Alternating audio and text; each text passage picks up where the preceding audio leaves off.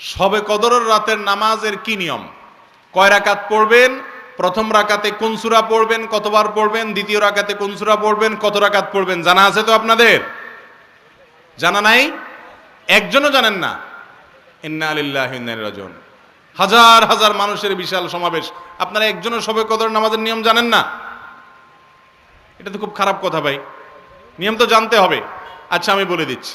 একটা দোয়া হাদিসে বর্ণিত হয়েছে, আম্মা জান আয়েশা রাদিয়াল্লাহু তাআলা আনহাকে নবী করিম সাল্লাল্লাহু আলাইহি সাল্লাম শিক্ষা দিয়েছেন, তুমি যদি লাইলাতুল কদর পাও তাহলে দোয়া করবা। কি দোয়া? ভাইরা আমার, কার রমজান এর রোজা কবুল হচ্ছে? এত কষ্ট করে আমরা রোজা রাখছি, এত কষ্ট করে আমাদের সিয়াম পালন করছি, কারগুলো কবুল হচ্ছে এটা বুঝার কিছু আলামত আছে। এর মধ্যে থেকে অন্যতম বড় আলামত হলো যদি রমজানের ইবাদত, রমজানের শিক্ষা এটা রমজান পরবর্তী জীবনে আমরা ধরে রাখতে পারি, এটা দ্বারা একটা সুধারণা, একটা আলামত অনুমান করা যায় যে রমজানের ইবাদত আমাদের হয়তো কবুল হয়েছে। কারণ কারোর যদি আগের ইবাদত কবুল হয়, সেই ইবাদতের ধারাবাহিকতা সে ধরে রাখতে পারে, ওইটা কন্টিনিউ সে করতে পারে। আর যদি আগেরটা কবুল না হয়, নতুন করে ইবাদতের তৌফিক হয় না।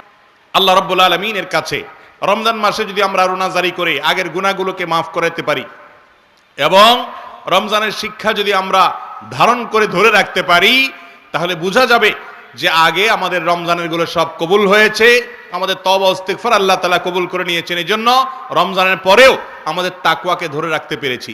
ঈদের উৎসবের নামে আমরা হারামে গা ভাসাই নেই, আমরা ঈদ পরবর্তী জীবনে, রমজান পরবর্তী জীবনে আবার যেই সেই হয়ে যাই নেই। এটা দেখে বোঝা যাবে যে আমাদের রমজানের কষ্টগুলো সার্থক হয়েছে, আল্লাহ সেগুলো কবুল করেছেন। আমরা সেরকম চেষ্টা করব তো ইনশাআল্লাহ।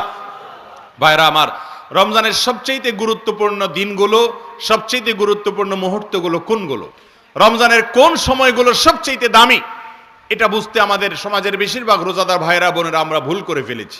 রমজানের সবচেয়ে গুরুত্বপূর্ণ সময়গুলো হলো রমজানের শেষের সময়গুলো, শেষের 10টা দিন। নবী করিম সাল্লাল্লাহু আলাইহি সাল্লাম তিনি রমজানের শেষ দশক আসলে, শেষ 10টা দিন শুরু করলে কি করতেন? 4টা কাজ করতেন। এক, আমাদের আয়েশা রাদিয়াল্লাহু আনহা বলেছেন, কানান নবী সাল্লাল্লাহু আলাইহি ওয়াসাল্লাম ইযা দাখালাল আশর, রমজানের শেষ 10 দিন যখন শুরু হতো, 20 রমজান যখন পার হয়ে যেত, 21 রমজান যখন শুরু হয়ে যেত, তখন থেকে তিনি কয়েকটা কাজ করতেন। তার প্রথমটি হলো কানা ইযা দাখালাল আশর আহইয়া লাইলাহ, রাতে আর ঘুমোতেন না। শেষ দশকের রাতে আর ঘুমোতেন না, সারা রাত জেগে ইবাদত করতেন। ওয়া আইকাযা আহলাহ, আর এই দশকে তার পরিবারের লোকদেরকে ঘুম থেকে ডেকে তুলতেন, কাউকে ঘুমোতে দিতেন না। কারণ এটা ঘুমানোর সময় নয়, ঘুম সারা বছর যাওয়া যাবে, এটা তো আল্লাহর পক্ষ থেকে পাওয়া অফারের সুযোগ, বিধায় এই সুযোগ হাতছাড়া করা যাবে না। পরিবারের লোকদেরকেও ইবাদতের জন্য ডেকে তুলতেন। আর 3 নম্বর কাজ হলো ওয়াসাদ্দা মিযজারাহ, তিনি তার কোমর বেঁধে নিতেন, কোমর বেঁধে ইবাদত বন্দেগী করতেন, অর্থাৎ তার জীবনে সবচেয়ে বেশি সাধনা করতেন। 4 নম্বর হলো কানা ইযা দাখালাল আশর কানা ইয়াজতাহিদু ফীহি মা লা ইয়াজতাহিদু ফী গায়রি, রমজানের শেষ দশকে যত ইবাদত বন্দেগী নবীজি করতেন, এত ইবাদত বন্দেগী অন্য কোনো সময় করতেন না। আমরা সেই ইবাদতকে শর্টকাট করে নিছি, আমরা শুধু 27 তারিখে ইবাদত করি, 27 রাতে, অন্য রাতের আর কোনো খোঁজ খবর আমাদের নাই। অথচ আমাদের নবীজি শুধু 27 রাতে ইবাদত করতেন, তিনি রমজানের শেষ দশকের সবগুলো রাত ইবাদত বন্দেগী করতেন। আর রমজান চলে গেলে আমরা অনেকে ইবাদত বন্দেগী ছেড়ে দেই। মসজিদে রমজানে এত মুসল্লি, রমজানের পরে আর মুসল্লি খুঁজে পাওয়া যায় না, হারায় যায় সব। ভাইরা আমার, যারা রমজান মাসের ইবাদত করে, মাসকে পুজো করে, তারা শুধু এই মাসের ইবাদত করে। যারা আল্লাহর ইবাদত করে তারা রমজানেও ইবাদত করবে, রমজানের পরে ইবাদত করবে। কারণ যে আল্লাহ রমজানে ইবাদত করতে বলেছেন, তিনি রমজানের পরে 5 ওয়াক্ত নামাজ পড়তে বলছেন না, বলেন নাই? অতএব বছর জুড়ে রমজানের শিক্ষাকে আমরা ধরে রাখার চেষ্টা করব তো ইনশাআল্লাহ। আল্লাহ আপনি আমাদের সিয়াম, আমাদের কিয়াম, আমাদের তারাবি, আমাদের রোজা, আমাদের এই ক্ষুধা এবং তৃষ্ণার কষ্ট করা, এত কষ্ট করে আমরা রাখছি এগুলো, আল্লাহ আপনি আমাদের এগুলো সবগুলোকে কবুল আর মঞ্জুর করে নিন। ভাইরা আমার, রমজান উপলক্ষে একটা সুযোগ থেকে আমরা বেশিরভাগ মানুষ বঞ্চিত, সেটা হলো রমজান মাস ক্ষমার মাস। ভাই, রমজান মাস আল্লাহর কাছ থেকে জাহান্নাম থেকে মুক্তির পরোয়ানা আদায় করে নেওয়ার মাস। আর এই কাজটা পাওয়ার জন্য আমাদেরকে একটি কাজ করতেই হবে, সেটা হলো এই মাসে আল্লাহর কাছে বেশি বেশি দোয়া করতে হবে। বেশিরভাগ মানুষ আমরা হতভাগা, কপাল পোড়া, যে গোটা মাস চলে যায়, আজকে রমজানের কয়েকটা দিন চলে গেল, আমরা বেশিরভাগ মানুষ এই মাসে আল্লাহর কাছে চোখের পানি ফেলে একটু দোয়া করার সুযোগ পাই না। ভাইরা আমার, একান্তে নির্জনে একটু আল্লাহর সাথে কথা বলবেন, একটু দোয়া করবেন। আপনি এটা মনে করবেন না যে আমার দোয়া কি আর কবুল হবে, আমি কি আর কোনো হুজুর মানুষ। ভাইরা আমার, আপনি আল্লাহর বান্দা, আল্লাহ তাআলা তার বান্দার ইবাদত কবুল করবেন, বান্দার দোয়া কবুল করবেন।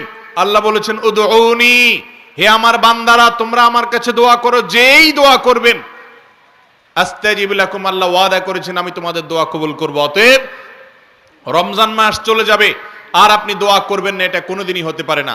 বিধায় এই মাস, গোটা মাস জুড়ে বেশি বেশি করে আল্লাহর কাছে দোয়া করব তো ইনশাআল্লাহ। আপনি কাজ করছেন ক্ষেত খামারে, আপনি মনে মনে আল্লাহর সাথে কথা বলেন, আল্লাহ আপনি এ মাসে কত মানুষকে মাফ করে দিবেন। আপনার নবীজির হাদিস থেকে আমরা জানছি যে প্রতি রাতে আপনি রমজানে অসংখ্য মানুষকে, বহু মানুষকে আপনি জাহান্নাম থেকে মুক্ত, জান্নাতি জান্নাতি ডিক্লেয়ার করে দেন, এই ঘোষণা দিয়ে দেন, আল্লাহ আমাকে একটু তাদের মধ্যে শামিল করে নেন। আপনি যদি আমাকে তাদের মধ্যে শামিল করেন, আপনার কোনো ক্ষতি হবে না, লস হবে না, আপনার কোনো অভাব বলতে কিছু নাই। আল্লাহ তো আপনি আমাকে মাফ করে দেন। আমি কত ভুল করেছি, কত অন্যায় করেছি, কত পাপ করেছি, কত অপরাধ করেছি, মালিক আপনি আমাকে মাফ করে দেন। এখনো নাকের ডগা নিঃশ্বাস আছে, এখনো মাপ চাইলে মাফ হবে, মরার পর আর মাপ চাইলে মাফ হবে না, কিয়ামতের দিন মাপ চাইলে মাফ হবে না, কবরে গিয়ে মাপ চাইলে আর মাফ হবে না, মাপের দরজা বন্ধ হয়ে যাবে। আল্লাহ এখনো তো আমার নিঃশ্বাস আছে, এখনো তো আমার প্রাণ আছে, এখনো তো আমি জীবিত আছি, আল্লাহ আপনি আমাকে মাফ করে দেন।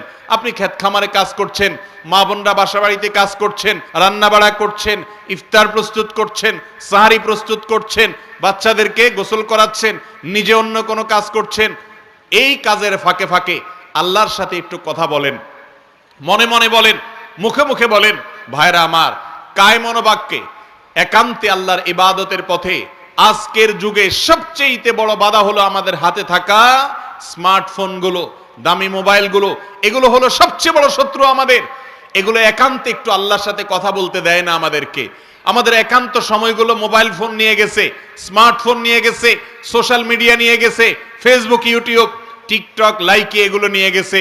ভাইরা আমার, আমাদের নির্জনে একাকী সময়গুলো একটু আল্লাহর সাথে কথা বললে মনটা নির্ভার হবে, মনটা ফ্রেশ হবে, মনটা পবিত্র হবে, আপনি সফল হবেন, আপনি সাফল্যের চূড়ান্ত শিখরে যেতে পারবেন, আপনার রমজান মাস সফল হবে। ভাইরা আমার, এই জন্য আল্লাহর ওয়াস্তে মোবাইল ফোন, স্মার্টফোন এবং সোশ্যাল মিডিয়ার ব্যবহারকে নিয়ন্ত্রণ করতে শিখেন। আপনি ফেসবুক ব্যবহার করবেন, ফেসবুক যেন আপনাকে ব্যবহার করতে না পারে। আপনি ইউটিউব ব্যবহার করবেন, ইউটিউব যেন আপনাকে ব্যবহার করতে না পারে। আপনি সোশ্যাল মিডিয়া ব্যবহার করবেন, সোশ্যাল মিডিয়া যেন আপনাকে ব্যবহার করতে না পারে। আপনি দামি ফোন, স্মার্টফোন, আপনি সেগুলোকে নিয়ন্ত্রণ করবেন, ফোনে যেন আপনাকে নিয়ন্ত্রণ করতে না পারে। আপনি যদি অটোমেটিক হয়ে যান, ডাইরেক্ট হয়ে যান, দরকারে বেদরকারে সারাদিন শুধু মোবাইল হাতাইতে থাকেন, সারাদিন মোবাইল স্ক্রল করতে থাকেন, সারাদিন শুধুমাত্র একের পর এক ফেসবুক অ্যাপ খোলেন, অমুক অ্যাপ খোলেন, তমুক অ্যাপ খোলেন, কাজেও খোঁজেন, অকাজেও খোলেন, দিনের বেশিরভাগ সময় নষ্ট করেন, তাহলে মনে রাখবেন এই জীবনে আপনার কোনো অর্জন হবে না। আপনার এই নেশা আপনাকে ধ্বংস করবে, দুনিয়ার জীবনকে ধ্বংস করবে, আখিরাতকে ধ্বংস করবে। রমজানের শ্রেষ্ঠ সময় নিজেদেরকে এই সমস্ত বদভ্যাস থেকে সরিয়ে আনার জন্য, নিজেদেরকে নিয়ন্ত্রণ করা শেখানোর জন্য রোজা মানেই বিরত থাকা, রোজা মানেই হলো নিয়ন্ত্রণ করতে শিখা। অতএব আমরা মোবাইল ফোনকে নিয়ন্ত্রণ করতে শিখি, তাহলে একান্তে দোয়া করার সুযোগ হবে, একান্তে আল্লাহর সঙ্গে কথা বলার সুযোগ হবে। একান্ত বলতে আজকাল কিছু নাই, একান্ত সব সময়গুলো মোবাইল নিয়ে গেছে। টয়লেটের ভেতরে একান্ত থাকে, তখনও মোবাইল আমাদের হাতে থাকে। আমরা নির্জন কক্ষে থাকি, তখনও আমাদের হাতে মোবাইল থাকে। আমরা একা একা থাকি, তখনও আমাদের মোবাইল থাকে। ঘুমাইতে যাই শোয়ার সময়, নিরিবিলি কোনো কাজ নাই, তখনও মোবাইল হাতে থাকে। এই মোবাইল আমাদেরকে বন্দী করে ফেলেছে, এই মোবাইল আমাদেরকে নিয়ন্ত্রণ করে ফেলছে। ভাইরা আমার, এই মাসটা, একটা মাসের জন্য আপনার যদি সৎ সাহস থাকে, আপনার এই স্মার্টফোন হয় বন্ধ করে দেন, আর না হলে এই অ্যাপগুলো ডিলিট করে দেন এবং নিজেকে নিয়ন্ত্রণ করা শিখেন। আবারও বলছি, রোজা মানেই হলো নিজেকে নিয়ন্ত্রণ করা শিখা। আপনি যদি ডাইরেক্ট হয়ে যান, দরকারে বেদরকারে মোবাইল ধরেই আপনি ফেসবুক, আপনি ইউটিউব হাতাচ্ছেন, দরকার ছাড়াও ঘন্টাকে ঘন্টা আপনি স্ক্রল করতেছেন উদ্দেশ্যহীনভাবে, তার মানে আপনি ডাইরেক্ট হয়ে গেছেন। আপনি এখন অসুস্থ হয়ে গেছেন, এই মোবাইলে আপনাকে চালাচ্ছে, মোবাইল আপনার ড্রাইভার হয়ে গেছে, ইঞ্জিন হয়ে গেছে, আপনি এখন বগি হয়ে গেছেন।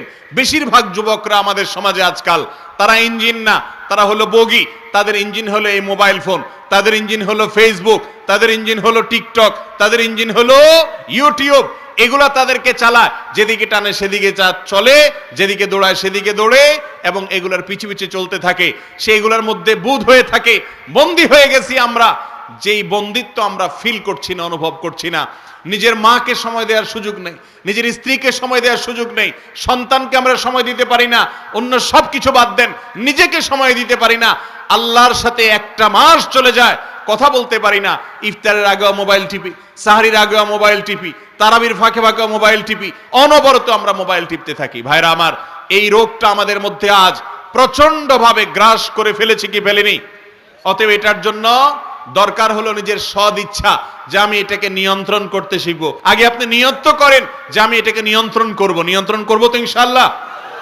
যদি আপনি নিয়ত শুরু করেন এবং চেষ্টা শুরু করেন, আল্লাহ আপনাকে সাহায্য করবেন।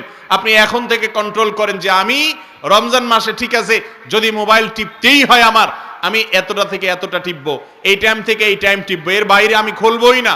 আমি নেটের কানেকশনই আমি আমার মোবাইলে রাখবো না, অথবা এই মোবাইলের অ্যাপগুলো আমি টাচই করব না। নিজের সঙ্গে নিজে সংগ্রাম করতে হবে, অভ্যাস গড়ে তুলতে হবে। তাহলে দেখবেন আপনার জীবনে অনেক বরকত হয়ে গেছে, অনেক বরকত হয়ে গেছে। ভাইরা আমার, আমাদের এই গোটা জীবনকে যদি আমরা হিসেব করি, দেখবেন গোটা জীবনে গড়ে, কথার কথা, আপনি যদি 60 বছরের হায়াত পান, প্রতিদিন যদি গড়ে আপনি 8 ঘন্টা করে ঘুমান, তাহলে 3 8 24, তার মানে আপনার পুরো দিনের 3 ভাগের 1 ভাগ আপনি প্রতিদিন ঘুমাইলেন। তাহলে 60 বছরের জীবন থেকে 8 ঘন্টা 8 ঘন্টা করে যদি প্রতিদিন চলে যায় ঘুমে, তাহলে কত বছর যায়? 20 বছর চলে যায়, 3 ভাগের 1 ভাগ। 60 বছরের জীবন থেকে 20 বছর চলে গেল শুধু ঘুমে। এবার আসেন, 8 ঘন্টা যদি আপনি গড়ে প্রতিদিন ডিউটি করেন, প্রতিদিন গড়ে আপনি চাকরি করেন আর দোকানদারি করেন, 8 ঘন্টা করে যদি গড়ে করেন, যাইতে আসতে যে পথে যায়, সে সময় যায়, সেটা বাদই দিলাম, শুধু 8 ঘন্টা করে যদি প্রতিদিন আপনি ডিউটি করেন, তাহলে আপনি হয়তো কখনো কম কখনো বেশি করেছেন, ছোটবেলায় করেন নাই, বড় হওয়ার পর ওভারটাইম করেছেন, গড়ে 8 ঘন্টা যদি আমরা ধরি, তাহলে সেক্ষেত্রে 40 বছরের জীবন থেকে আরো 8 8 করে যদি প্রতিদিন বাদ যায়, তাহলে আর কত বছর গেল? আরো 20 বছর গেল। থাকলো কয় বছর? 20 বছর। মনে রাখেন, আপনি 60 বছরের হায়াত পেয়েছেন, 60 বছর না, আপনি মূলত 20 বছরের হায়াত পান নাই, সেটাও চলে যাবে।